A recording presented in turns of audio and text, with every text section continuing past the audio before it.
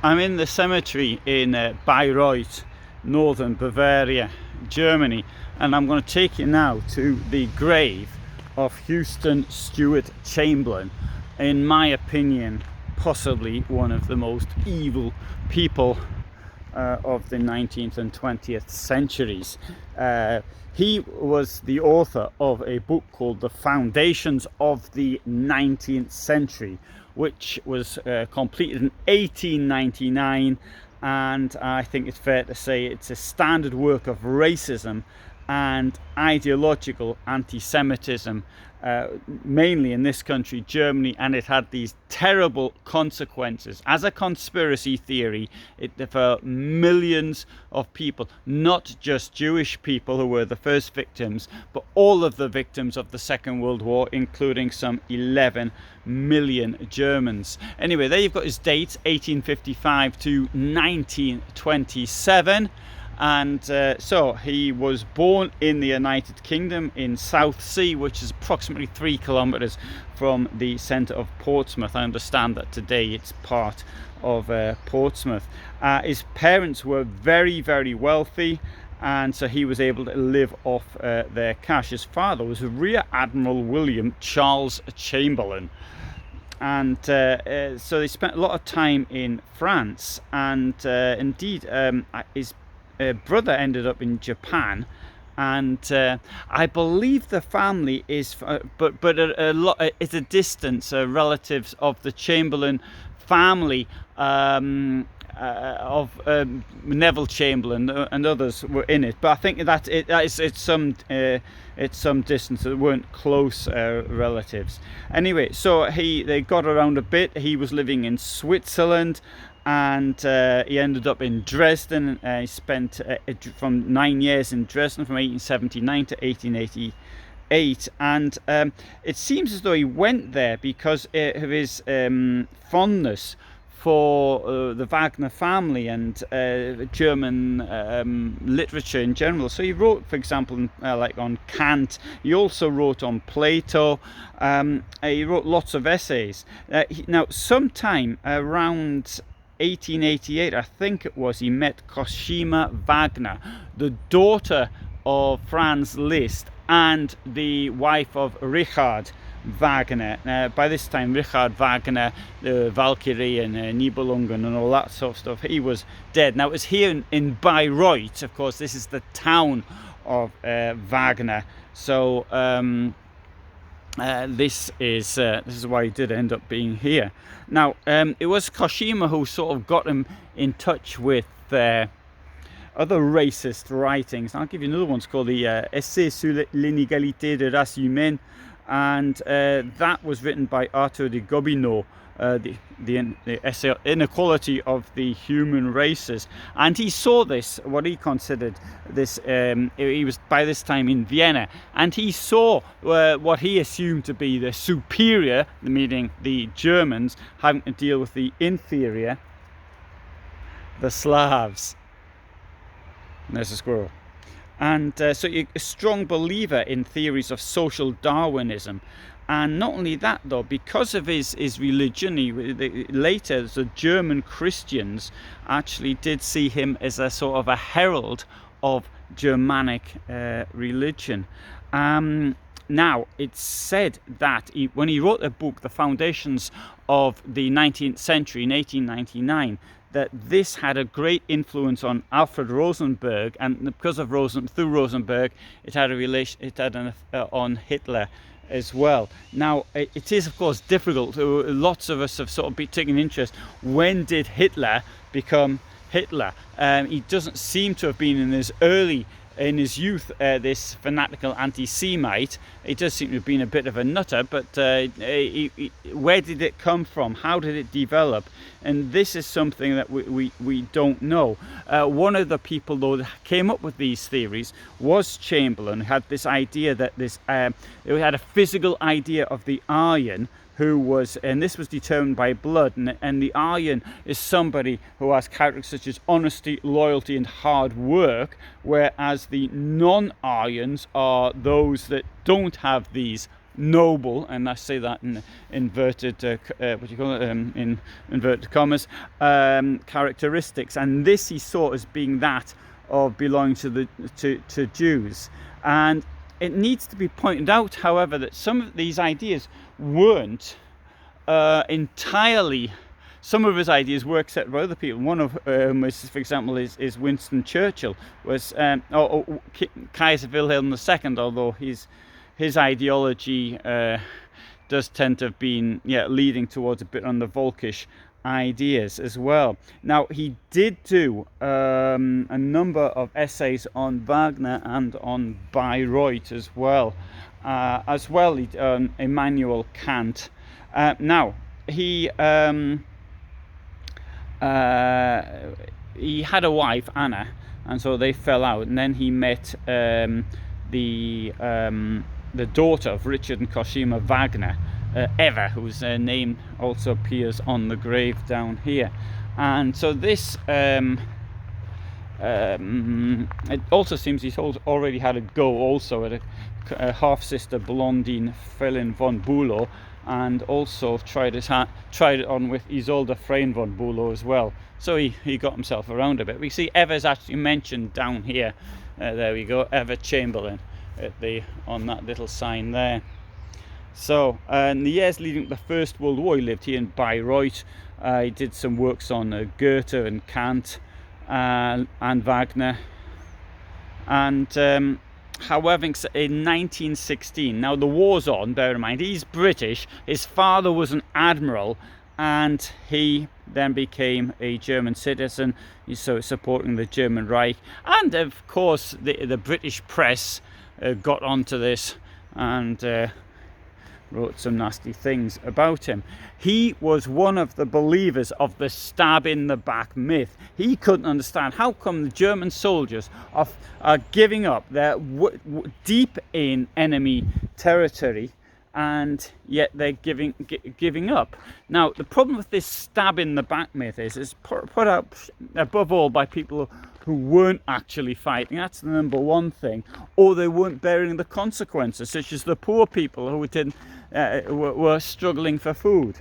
And this, I think, because of the stab in the back myth, this led, in my opinion, to the necessity, or seemed to be a necessity, of actually the destruction of Germany as it came about in 1944-45.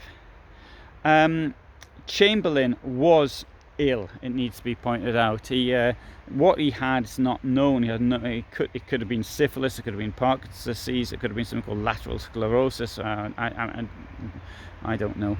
And on the 30th of September 1923, there was a German day here in Bayreuth, and Chamberlain met Hitler.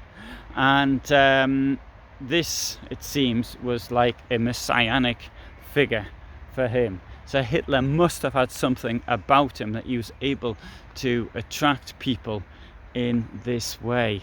So there he was. Now he's 44 years older than Hitler, and he's completely taken him in by him. Was it because of his illness, or was it because of something else?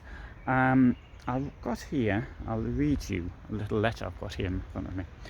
What he wrote, this is what Chamberlain wrote to Hitler. "You are not at all a fanatic as you think you are. Rather, I would describe you as the direct opposite of a fanatic. The fanatic warms the minds, you warm the hearts. The fanatic seeks to persuade, you want to convince. Just convince, that's why you'll succeed. Yes, I would also like to declare that you would be the opposite of a politician. This word understood in the common sense, because the axis of all politics is party affiliation, while you, with all parties, disappear, consumed by the fervour of patriotism. You have a lot to accomplish, but despite your willpower, I don't think you're a violent person. You know Goethe's distinction between violence And do you know Goethe's definition of violence? There's violence that comes from chaos and leads to chaos, and there's violence whose essence is to shape the cosmos. And of this, Goethe says it regulates every form, not even on a large scale. It's not violence. I mean, it's in the cosmos, forming sense. And when I want you to be counted among the constructive and not the violent people. The ideal of politics would be to have none, but this non-politics would have to be openly announced and forcibly imposed on the world. Nothing will be achieved as long as the parliamentary system prevails. God knows the Germans don't have an ounce of talent for this. I consider your rule to be I consider the rule of democracy to be the greatest misfortune. It can only lead again and again into the swamp and bring down all the plans for recovery and upliftment of the fatherland. My belief in Germanness did not waver for a moment, but my hopes, I confess, had reached a deep ebb. You have transformed the state of my soul in one fell swoop. The fact that Germany gives birth to a Hitler in its hour of need is a testament to its vitality. Likewise, the effects that emanate from it because of two things, personality and its impact, belong together. Now, isn't that a strange thing to write to somebody? Now, this is in 1923. Hitler hasn't even done his daft coup by now.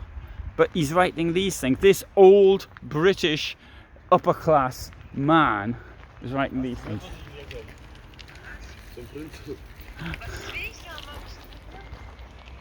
So, it seems as though Chamberlain, who was well in, of course, with Winifred Wagner, who was also British. I wonder what language they used to speak to between themselves in. And Chamberlain spoke, both of them went to Munich for the putsch. So they must have been informed beforehand. Now, what about Chamberlain influencing Hitler? Well, the Nazi Party's 25-point program, which Goebbels later says, I wish I'd never heard that about, it corresponded very, very similarly to the ideas that Chamberlain actually wrote himself.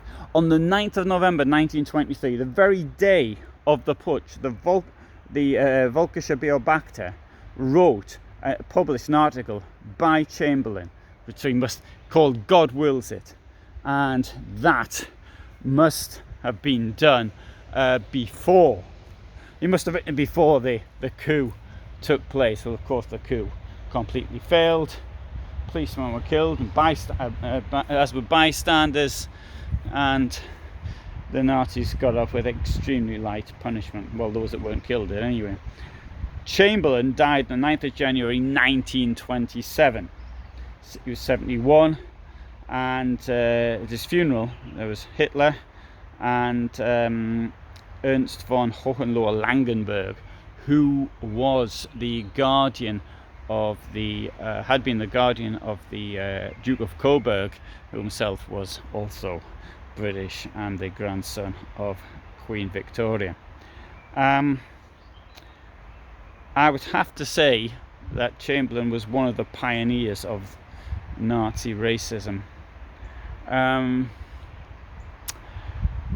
think I don't think we'll ever really know how much he influenced Hitler, or maybe he was just totally taken in by Hitler. I mean, I've tried reading some of the stuff he wrote. It's very hard going. And anyway, so this town here actually named a street after him, as it was after the Nazis came to power, but that got renamed, but then they did it again. I can't believe it. Here, 1958, they named a street after Chamberlain. Anyway, that went in 1989. And good, so here we have a quick, now I've tried to show you a little bit of, well, a tiny little bit of this large graveyard. We've got the graves of the Wagner family are up here as well, including Winifred Wagner, who also was well in with Hitler, and when Hitler used to come to Bayreuth in the 30s, or 20s even, he used to stay with them. And Just now, this morning, I went up to the Wagner Festival Hall, and outside it there's an exhibition on the Wagner and the Jews. So whereas the Wagner himself was very anti-Semitic, but his wife was much more so. Koszina was, of course, Hungarian, and so we see these people, these extremist Germans, if you like, but they're not Germans. Well, Wagner might have been. Well, he wasn't, because Germany didn't exist until he's well on in years. Hitler was Austrian, Koszina was Hungarian, Chamberlain and Winifred Wagner were British. So those who claim that Nazism is somehow German or something like that, they're wrong. It's international, and we see that today when we've got the Putin state in Russia, which is effectively a Nazi state. It's an ethnocentric, Volkish organization believing in the soul, if you like, of the country, and reinforced with racism, maybe not against Jews, but in the case of Putin, it's against Ukrainians. There you have the graves of the Wagner family. Winifred had these ideas also. I don't think, though, they were shared by other members of her family. Right, good. So thanks for watching. I hope you found it interesting. I'm in Bayreuth for a few days. Actually, I'm doing a longer video related to the Nazi Gauleiter here. So once I've taken me a while to do that, but you might be interested to see that by the time I actually get it up. This graveyard actually is really big as well. In fact, I didn't think I was going to find the grave. It was only at the very end that I found it. I'd walked all the way around. As you can see, the street's just down here. I was almost on my way out by the time I actually found it. And anyway, this is to me sort of living history. But I mean, what I can't understand is why anybody else would want to be buried in a place like this with somebody like that in it. It just doesn't make any sense to me whatsoever. The graveyard itself, it's got the victims of Nazism. We can see the victims of the bombing raids which took place here in April 1945. Hitler himself has said that the first place that will be bombed in a future war, he said this in the 30s, first place to be bombed was the festival hall, which incidentally, when there were bombing raids here in April 45, the Pathfinders were explicitly told not to hit it. And he said the second bombing will fall on the Wagner house, and you can see that in a different video I did as well, so I filmed that yesterday. I've also got a video on the small video on the problems after the First World War from here, which I largely wrote this morning.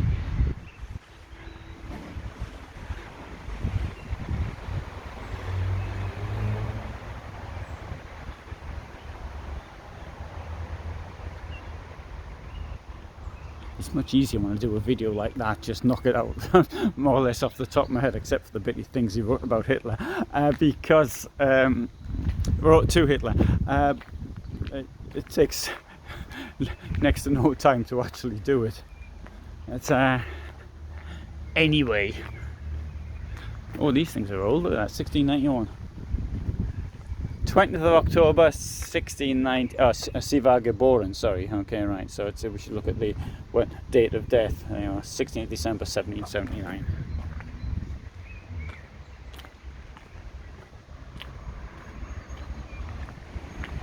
This is a fantastic place to visit, though. I've got to see this. It's got UNESCO World Heritage. The centre of the town is absolutely amazing. And I was in Nuremberg before I came here, which also,